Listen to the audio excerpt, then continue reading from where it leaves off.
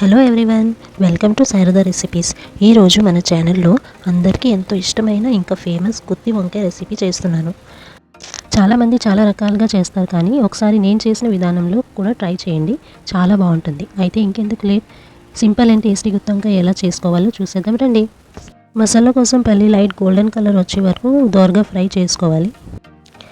అలాగే నువ్వులు కూడా ఫ్రై చేసుకుని పక్కన పెట్టుకోవాలి. అలాగే ధనియాలు, జీలకర్ర కూడా ఫ్రై చేసుకుని పక్కన పెట్టుకోవాలి. ఇప్పుడు పచ్చిమిరపకాయలు కూడా ఫ్రై చేసుకోవాలి.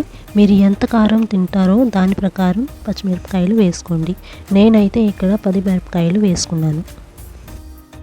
కొంచెం ఆయిల్ వేసి బాగా ఫ్రై చేసుకోవాలి.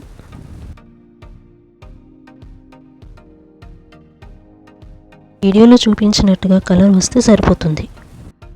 పల్లికున్న పొట్టుని తీసి నీట్గా పక్కన పెట్టుకోండి. వేయించి పెట్టుకున్న ధనియాలు, జీలకర్ర, నువ్వులు, ఇంకా ఒక చిన్న దాల్చిన చెక్క, 5 లవంగాలు, ఒక యాలక్కాయ, కొంచెం ఎండి కొబ్బరి, ఇవన్నీ మిక్సీలో వేసి గ్రైండ్ చేసుకోవాలి. ఇప్పుడు పల్లి కూడా వేసి మిక్సీ పట్టుకోవాలి.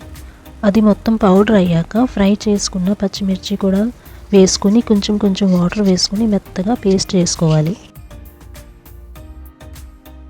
వీడియోలో చూపించినట్టుగా మెత్తగా పేస్ట్ చేసుకోవాలి.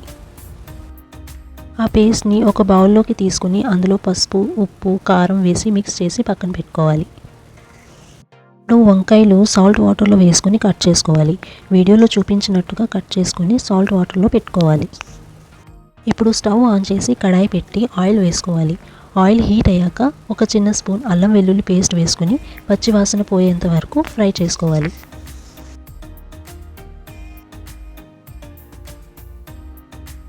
ఒకటిగా వంకాయలు మసాలా పెట్టి ఆయిల్లో వేసుకోవాలి. వంకాయలన్నీ ఆయిల్లో వేసుకున్నాక మిగిలిన మసాలా కూడా ఆయిల్లో వేసుకుని ఫ్రై చేసుకోవాలి.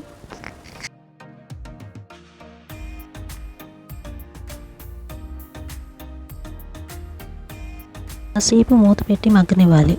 వంకాయలు సాఫ్ట్ అయ్యి మసాలా అంతా దగ్గరికి వచ్చి ఆయిల్కి సపరేట్ అయ్యేంత వరకు కుక్ చేసుకోవాలి.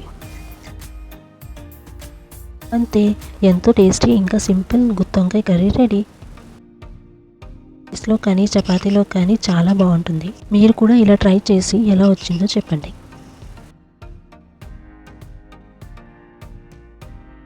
ఈ వీడియో మీకు నచ్చితే లైక్, షేర్ చేయండి. ఇంకా సబ్స్క్రైబ్ చేసుకోవడం మర్చిపోకండి. Thank you.